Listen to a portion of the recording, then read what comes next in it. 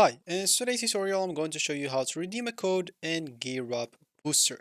So the first thing that you'll need to do is simply go to Gearup first, go to your preferred browser and type Gearup and go to the first link.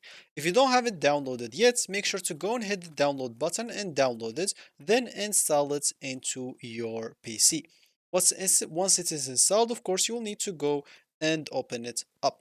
So you can just go here and type Gearup Booster and go and open the application. As you can see, it's opening at the moment.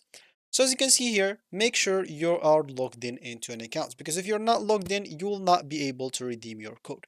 If you're not logged in, all you need to do is just go and click on your wallet as example here, and you'll be able to go and log in into an account. You can use as example your Google account and a lot of other accounts if you don't want to get through all the boring steps of creating or even logging in into your account.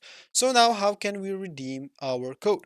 To redeem our code, all we need to do is just go to our wallet or my wallet here. Just go to that.